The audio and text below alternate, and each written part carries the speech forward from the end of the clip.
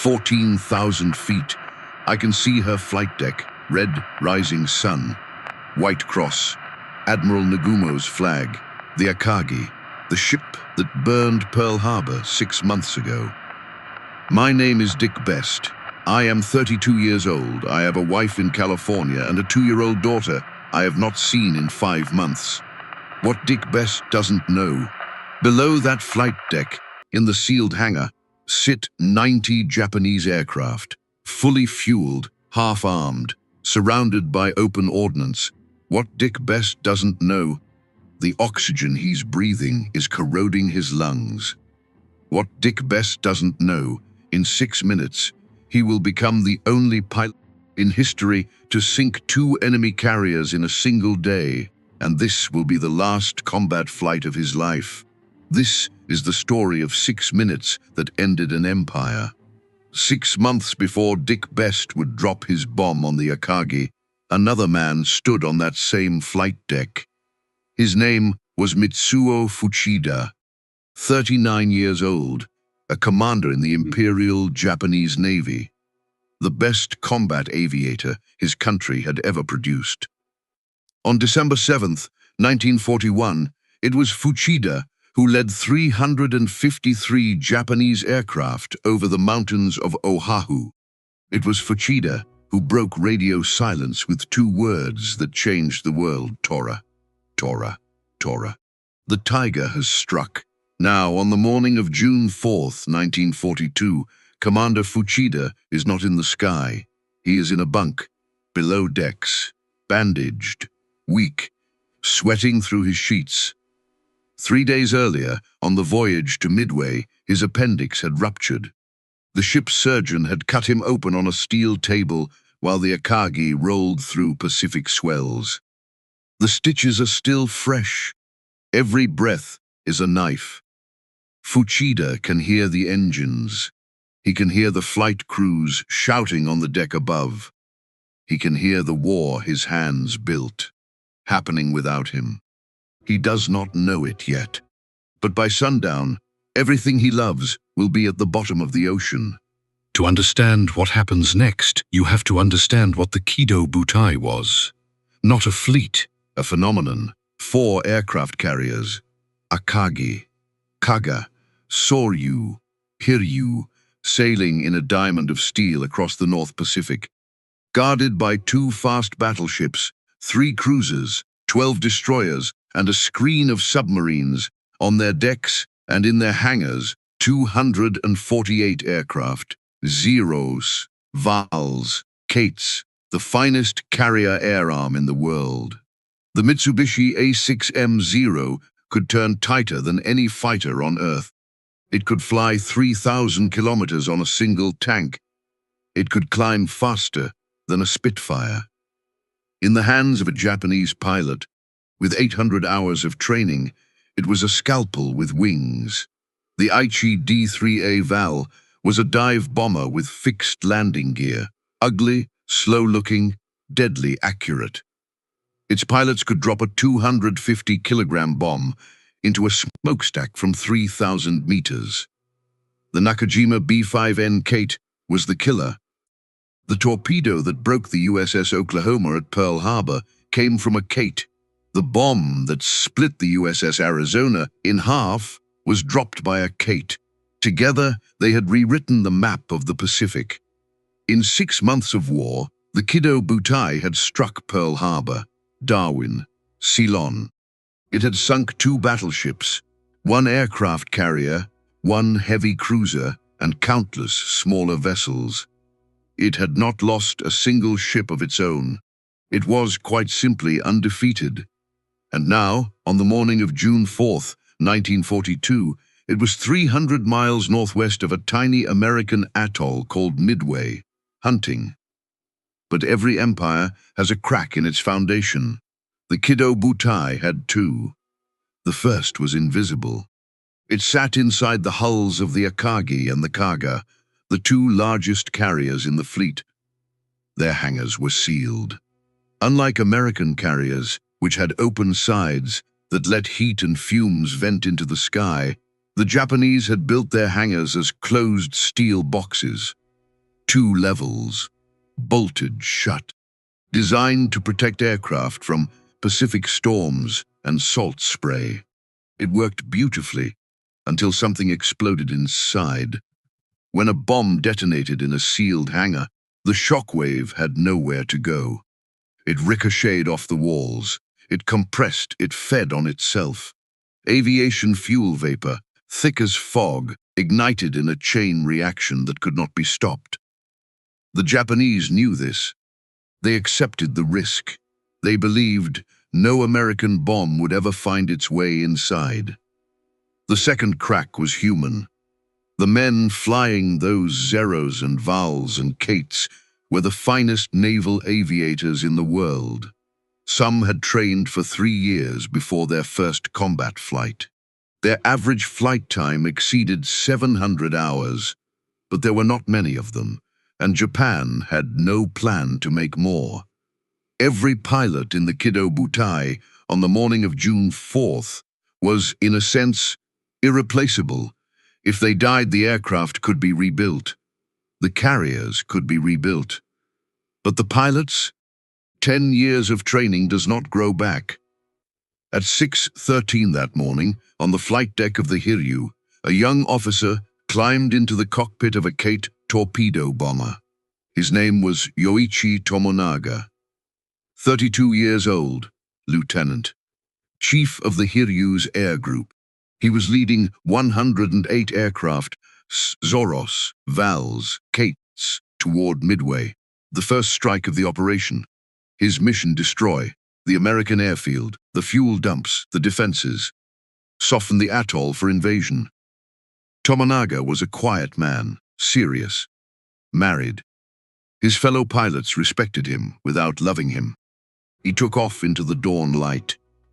3 minutes later, 107 aircraft followed him. By 7 o'clock, the first bombs were falling on Midway. Marines dove into slit trenches. Anti-aircraft guns thundered. American Buffalo and Wildcat fighters scrambled, 17 of them, and were shredded in the sky by Tomonaga's Zeros. The power station burned. The seaplane hangar collapsed. The fuel tanks belched black smoke into the tropical morning, but the runway held. At 7 o'clock, Tomonaga sent a message back to the Akagi. Second strike necessary, 6 words. And Vice Admiral Chuichi Nagumo, standing on the bridge of the Akagi in a uniform 2 sizes too big for him, made a decision. He looked at his flight deck. He looked at his fully armed reserve of 93 Kate bombers, armed with torpedoes for American ships. He looked at his radar screen, empty of contacts, and he ordered the impossible. Disarm the torpedoes, load ground attack bombs, prepare a second strike on Midway. In the hangars below, 600 men began wrestling with steel. Torpedoes weighing 800 kilograms had to be craned off. Bombs weighing 400 kilograms had to be craned on. Fuel lines had to be rerouted. Ordnance carts had to be shuffled. It was supposed to take an hour, maybe 2. At 7:28, before that hour was up, the world ended for the WWII. A scout plane from the cruiser Tone, delayed 30 minutes by a broken catapult, finally reported what should have been reported at dawn. American ships, northeast, 10 of them. Vice Admiral Nagumo, on the bridge of the Akagi, went pale. American ships meant American carriers. American carriers meant torpedoes back on the Kates. He gave the order, reverse the rearm. In the hangars, men began screaming at each other. Bombs were craned back off. Torpedoes were craned back on. But there was no time to move the disarmed ordnance to the magazines below. So it stayed where it was, on the hangar floor, next to the fuel lines, next to the aircraft, next to each other, 200 bombs, 90 torpedoes, thousands of gallons of 91-octane aviation gasoline, all stacked, unsecured, in 2 sealed steel boxes, below Fuchida's bunk, below Nagumo's bridge, below the flag of the rising sun, 1,500 kilometers away, in an underground basement in Pearl Harbor, a man in wrinkled slippers was reading Nagumo's mail.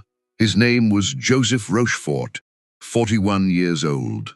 Commander, United States Navy. Officer in charge of Station Hypo, the cryptanalysis unit that had spent the last 6 months breaking into the Japanese naval code. Rochefort had not slept in 4 days. He wore a red velvet smoking jacket over his uniform because the basement was cold. He drank coffee that had gone black hours ago. He was, by every measure, the least military-looking officer in the United States Navy. He was also the reason America was about to win the Pacific War. His team had cracked JN-25. Every message the Japanese sent, every operation order, every fleet movement, every targeting instruction flowed through Rochefort's basement first. They read Yamamoto's mail before Yamamoto's admirals did. The Japanese called their target AF. Rochefort was certain AF meant Midway. His superiors in Washington disagreed. They believed the target was Hawaii. So Rochefort ran a trick. He ordered the Midway garrison to broadcast in clear English that their water distillation plant had broken down. 2 days later, a Japanese message intercepted by Hypo reported that AF was short of fresh water. Rochefort had his answer. He walked upstairs in his slippers and handed Admiral Chester Nimitz a plan. 4 Japanese carriers, 4 days. Northwest of Midway, Nimitz believed him, and that is why, at 6 o'clock on the morning of June 4th, 1942, 300 miles northeast of the Akagi, 3 American aircraft carriers were already at general quarters: USS Enterprise, USS Hornet, USS Yorktown, 233 aircraft on their decks. And in the ready room of the Enterprise, sitting in a leather chair with a chart on his knee, a 32-year-old lieutenant named Richard Halsey Best was checking his oxygen mask. He tested the flow. He noted, absently, that the taste seemed slightly off, metallic, almost chalky. He shrugged, fastened it to his flight suit, walked out to his airplane. He did not know it yet, but the caustic soda solution in his oxygen canister, improperly loaded by a tired mechanic in Pearl Harbor, was already beginning to burn. And the countdown to the 6 minutes that would end an empire had just begun. At 7 o'clock in the morning, the first Americans went to die. They flew a machine called the TBD Devastator. It was already obsolete. Everyone in the Navy knew it. A single-engine torpedo bomber, slow as an old truck, lightly armed, with a top speed that a Japanese Zero could match in a shallow dive. The men who flew it knew what they were.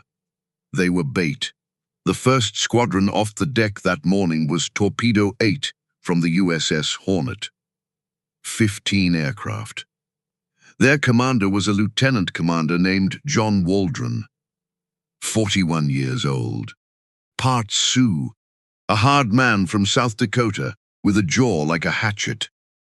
The night before the battle, Waldron had written a letter to his squadron. If there is only one plane left to make a final run in, I want that man to go in and get a hit. At 9:20 in the morning, Torpedo 8 found the Kido Butai alone. No fighter escort, no dive bombers, just 15 Devastators skimming low over the Pacific, trying to close the 2-mile gap to the Japanese carriers before the Zeros could reach them. The first Devastator caught fire at 800 feet and cartwheeled into the sea. The second exploded in mid-air. The third lost its wing and spun down like a leaf. One by one, they fell. Waldron's plane was 5th. He was seen in the last seconds trying to climb out of the burning cockpit as the Devastator rolled inverted and hit the water. 15 aircraft, 30 men. 29 of them were dead within 10 minutes. The one who lived was an ensign named George Gay, 25 years old, shot down 200 yards from the Japanese fleet. He inflated his life raft, decided it was too visible, deflated it, and hid himself under a black rubber seat cushion. For the next 30 hours, he floated in the middle of the enemy fleet, watching. At 9:40, 26 arrived, 14 Devastators from the Enterprise. Their commander was Eugene Lindsay. He had crashed his aircraft 2 days earlier and was flying with 2 cracked ribs. 10 of his 14 aircraft were shot down. Lindsay was one of them. At 10 in the morning, Torpedo 3 arrived. 12 Devastators from the Yorktown. Their commander was Lance Massey. 10 of his 12 aircraft were shot down. Massey was one of them. 41 American torpedo bombers had attacked the Kido Butai. 35 had been destroyed. Not a single torpedo had hit a Japanese ship. On the bridge of the Akagi, Vice Admiral Nagumo permitted himself, perhaps, a small smile. The Americans were sending their best, and their best was not enough. He did not look up. If he had looked up, he might have seen them. 15,000 feet above the ocean, 33 American dive bombers were running out of gas. Their leader was a lieutenant commander named Wade McCluskey, 40 years old, Air Group Commander of the Enterprise. A career fighter pilot who had never led a dive-bombing mission in his life until today. McCluskey had followed the pre-briefed intercept course to the point where the Japanese should have been. They were not there. He had flown the standard search pattern. He had found empty ocean. His fuel gauges were now touching red. Every rule of naval aviation, every doctrine, every training manual told him to turn around. Go home. Save the aircraft. Save the pilots. McCluskey looked at his fuel. He looked at the empty sea. He looked at the 32 other men flying next to him, men who trusted him with their lives, and he made the decision that would win the Pacific War. He kept going. He turned northwest. He flew for 10 more minutes, and then, at 9:55 in the morning, he saw it, a white line on the blue water, a wake. A single Japanese destroyer running north at flank speed 28 knots, throwing up a rooster tail of foam. The ship was called Arashi. It had been depth-charging an American submarine, and now, having failed to sink it, was racing at maximum speed to catch up with the fleet. McCluskey followed the wake, like a hunter following blood in the snow. 20 minutes later, he crested a small cloud bank, and there they were.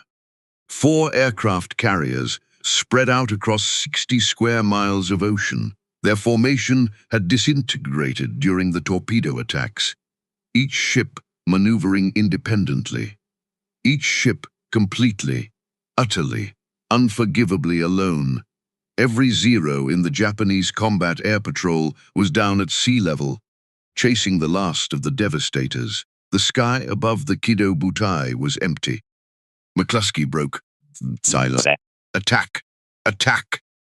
He assigned the northern carrier, the Kaga, to his own squadron, VS-6.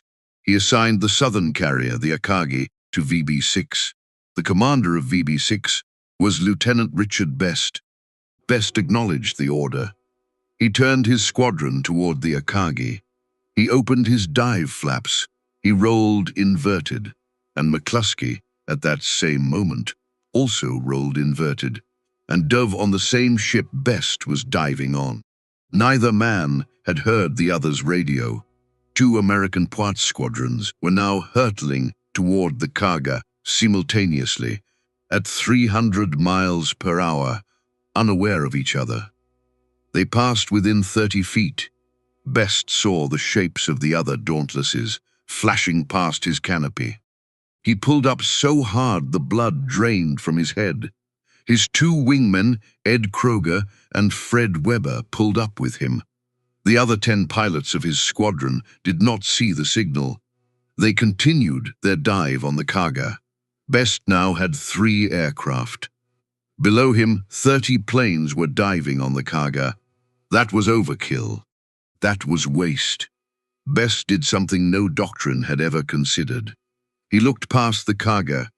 2 miles further north, alone on the water, was another carrier. Bigger, longer, flying the flag of a vice admiral, the Akagi, the flagship of the fleet that had burned Pearl Harbor. Best banked his 3 aircraft toward her. At 10:22, the world ended for the Imperial Japanese Navy.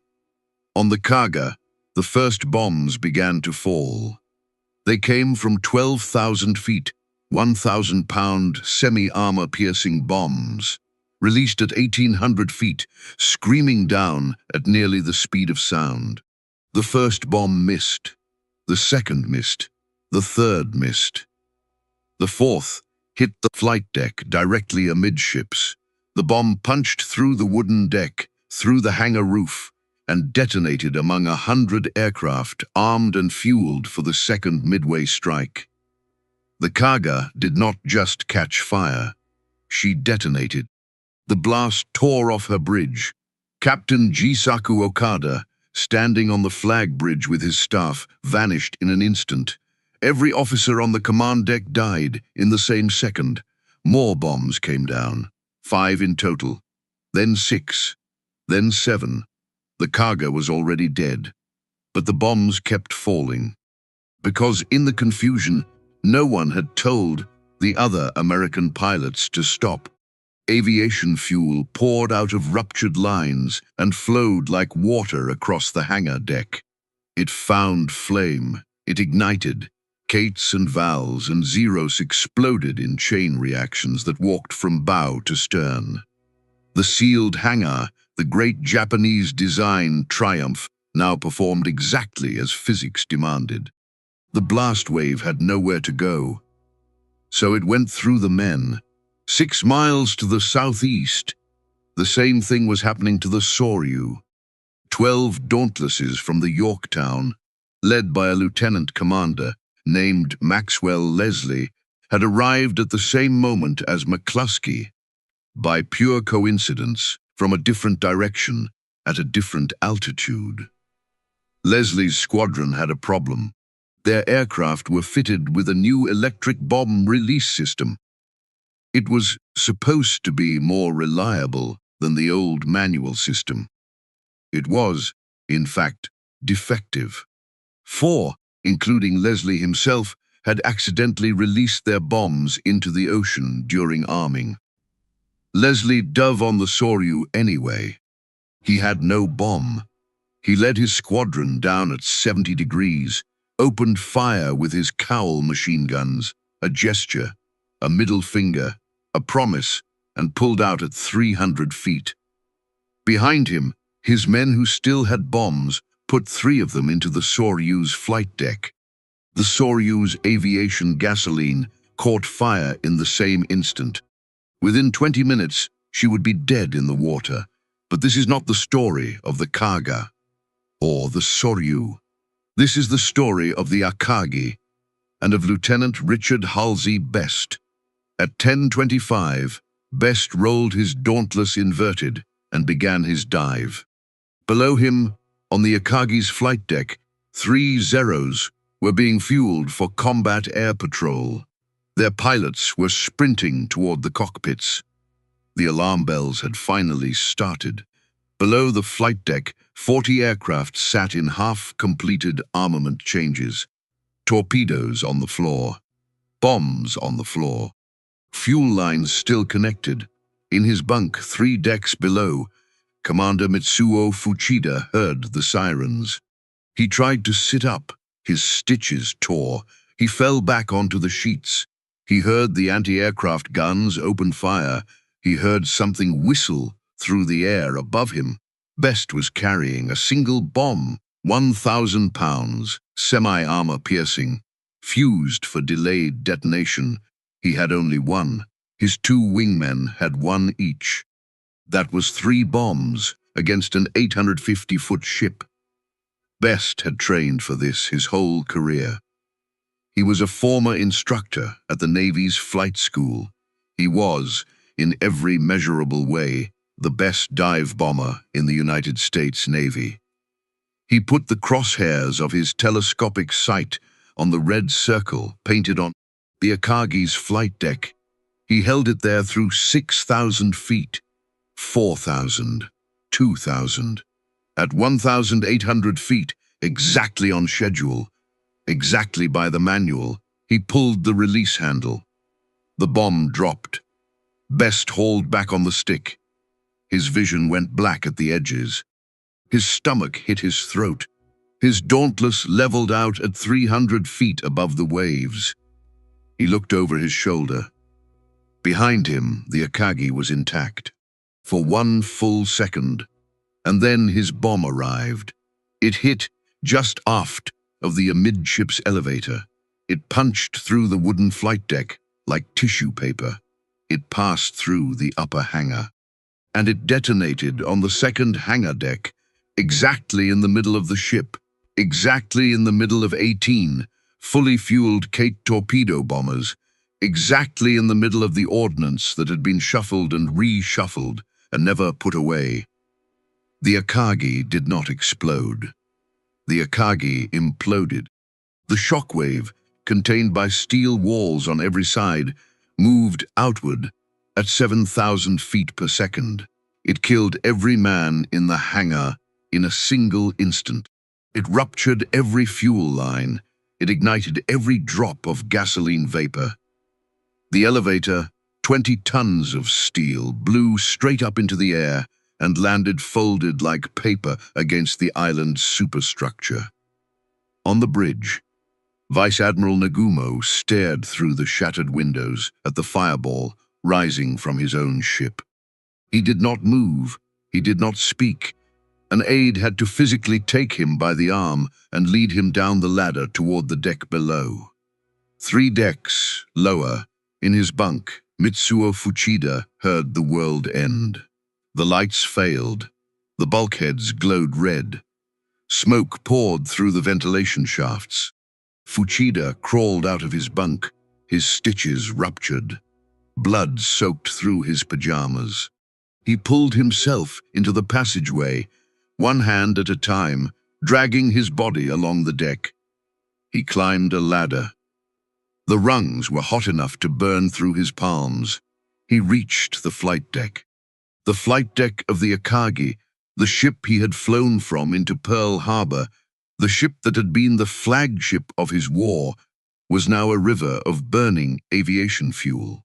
Fuchida looked at it, in his hospital pajamas, with bare feet at the age of 39, and understood what he was seeing.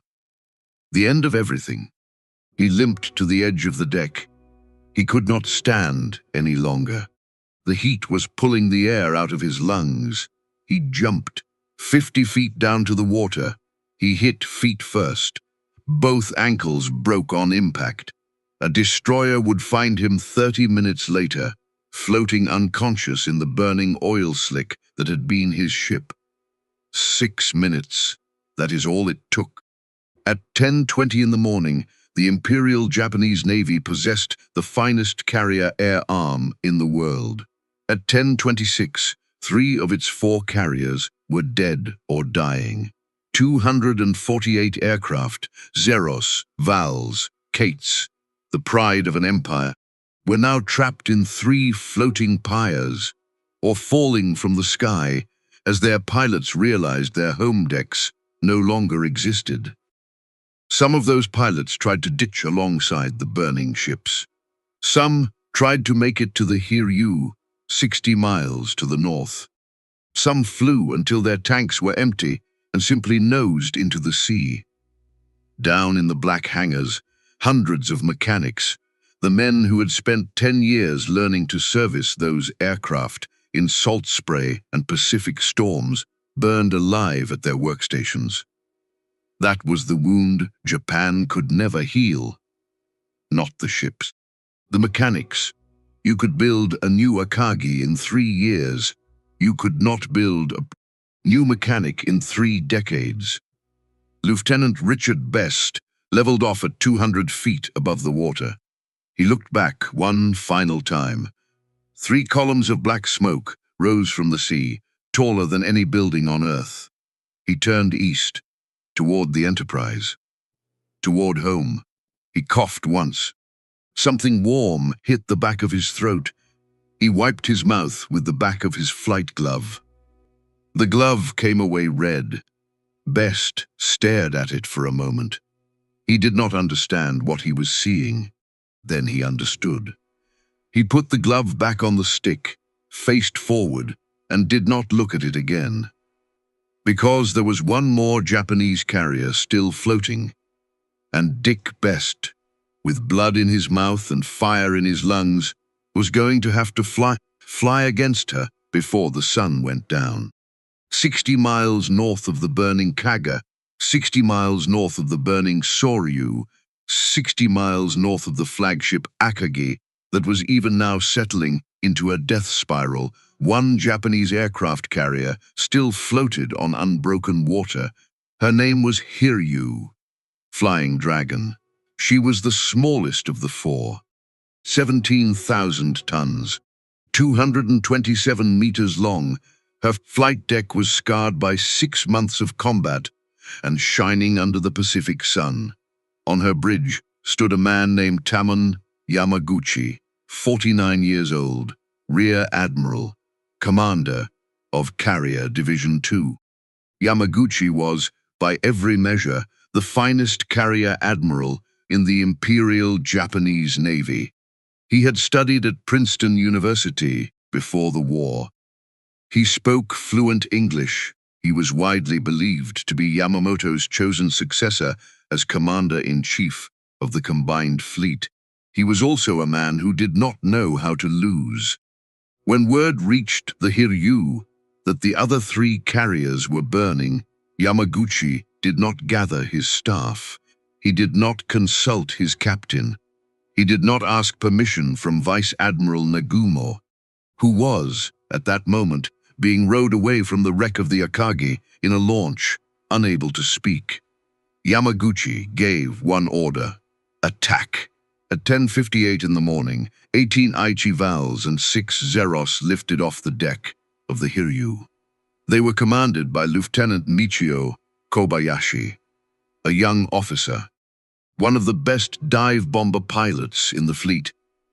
Kobayashi's men followed the returning American strike aircraft home, tracking them across 100 miles of open ocean. At noon, they found the USS Yorktown.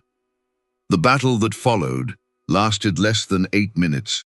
The Yorktown's Wildcat fighters tore into Kobayashi's formation, killing 13 of his 18 Vals in the first 2 passes.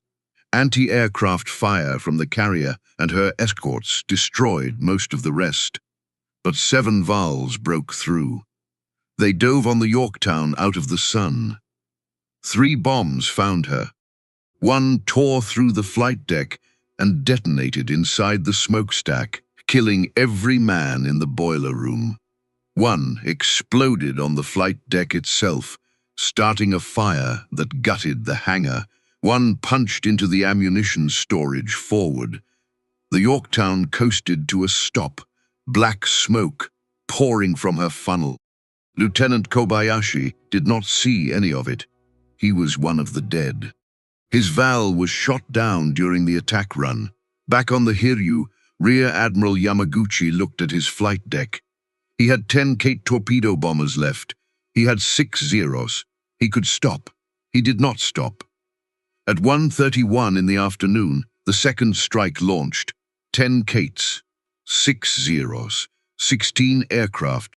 They were commanded by Lieutenant Yoichi Tomonaga.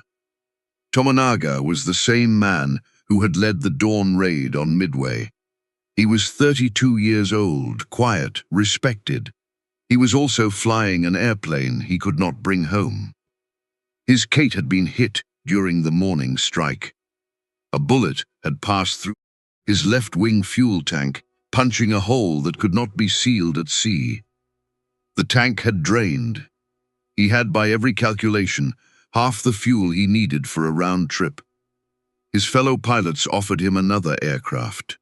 Any aircraft. Tomonaga refused. He climbed into his damaged Kate. He fastened his flight helmet. He said one thing to the mechanic, who saluted him from the deck. "I will do my duty. Farewell." The Kate rolled forward and rose into the sky. The second Japanese strike found the Yorktown at 2:42 in the afternoon. The carrier's damage control teams had miraculously restored partial power. The fires were out. She was making 19 knots. From above, she looked whole, so whole that Tomonaga's pilots believed they had found a second, undamaged American carrier. They attacked with everything they had. The Kate torpedo bombers came in low, splitting into two groups to attack from both sides. The Zeros dove to strafe the flight deck.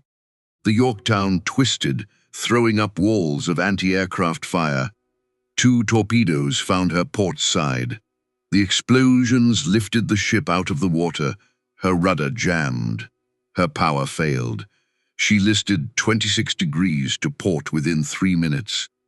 Captain Elliot Buckmaster gave the order. Abandon ship.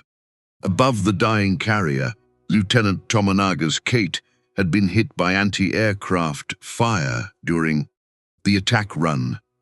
His left wing was on fire. His controls were failing. He did not try to bail out. He did not try to ditch. He turned his aircraft toward the Yorktown and pushed the stick forward.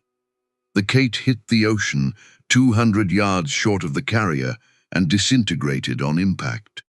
Lieutenant Joichi Tomonaga, age 32, died as he had lived, leading. At 3:15 in the afternoon, back on the Enterprise, a wounded lieutenant walked into the ready room. His flight suit was streaked with dried blood. His face was pale. His eyes were red-rimmed.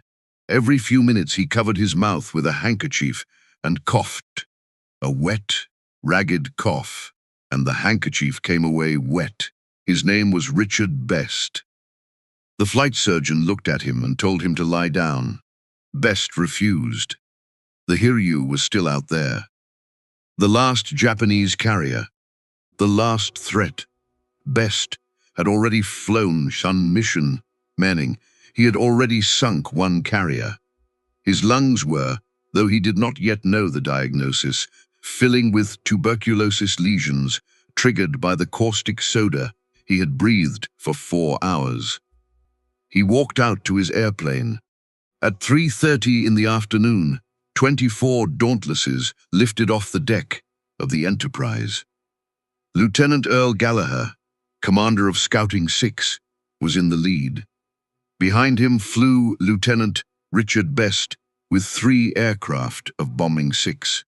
Behind them flew 14 orphans from the Yorktown's Bombing 3, led by Lieutenant Dave Shumway. The Yorktown was dead in the water. These men had no home to return to. Their carrier, their beds, their letters home, all gone. They had landed on the Enterprise because there was nowhere else to land. They flew north into the fading afternoon. At 5 o'clock, they found the Hiryū. She was steaming at 28 knots, alone in a widening circle of destroyers and cruisers, her flight deck empty, her final 6 Zeros aloft on combat air patrol. The American Dauntlesses climbed to 19,000 feet, and they dove. Gallagher went first. He put his sight on the Hiryū's flight deck and released his bomb at 1,800 feet. The Hiryū, as if she had known he was coming, heeled hard over into a starboard turn. His bomb missed by 50 feet. Gallagher pulled out so violently that he tore 2 discs in his back. He was carried out of his cockpit on a stretcher when he landed. His war was over.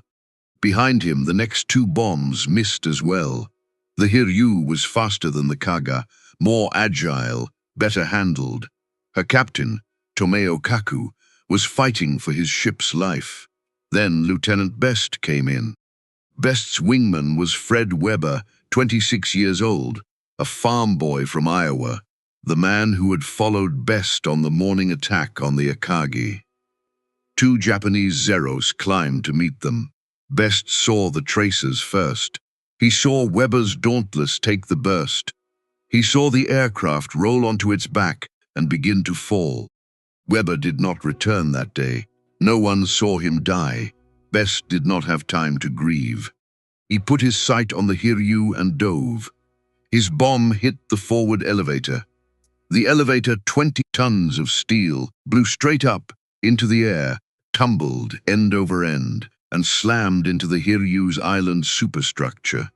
3 more bombs followed his. All 4 hit within 100 feet of each other. The Hiryū's forward flight deck ceased to exist. In its place was a smoking crater, the shape of a giant's fist. Fires raced through the hangar below. Aviation fuel poured across the decks. By 6:30 that evening, the 4th aircraft carrier of the WWII was a burning wreck on the sea. Rear Admiral Taman Yamaguchi stood on the bridge of the Hiryū as the sun went down over the Pacific. The ship was doomed. Fires had cut off the engine rooms. There was no way to save her. Captain Tomeo Kaku stood beside him. The 2 men had known each other for 20 years. Yamaguchi gave the order to abandon ship. 800 survivors were transferred to the destroyer Kazugumo through the night. Yamaguchi did not go with them. Neither did Captain Kaku. Sometime after midnight, the 2 men shared water with their remaining officers. They talked briefly about the moon. Yamaguchi handed his cap to a young lieutenant and asked him to give it to his family. Then he and Captain Kaku walked back to the flag bridge together. At 5 in the morning on June 5th, the destroyer Nagumo put 2 torpedoes into the Hiryū's starboard side. She rolled over and sank. Rear Admiral Yamaguchi and Captain Kaku were still on her bridge. In the weeks that followed, Lieutenant Richard Best walked into the sick bay of the Naval Hospital for a routine post-mission physical. The doctor listened to his lungs. The doctor listened again. The doctor called for a chest X-ray. 3 hours later, Richard Halsey Best was informed that he had active pulmonary tuberculosis. The caustic soda he had breathed on the morning of June 4th had triggered a latent infection in his lungs. The 2 dive bomb attacks, the massive G-forces, the pressure changes had spread it throughout both lungs. He was 32 years old. He would never fly a combat mission again. He spent the next 32 months in Navy tuberculosis wards in California. He was medically retired on the 1st of April, 1944. He never sat in the cockpit of a military aircraft again. Dick Best had sunk 2 Japanese aircraft carriers in a single day. No pilot in the history of naval aviation had ever done that before. No pilot has done it since, and no pilot ever will. The bill for those 6 minutes was heavy. 248 Japanese aircraft lost with their 4 carriers, 3,057 Japanese sailors drowned or burned, more than 100 of Japan's most experienced naval aviators dead. Hundreds of the finest carrier mechanics in the world dead. Those men could not be replaced.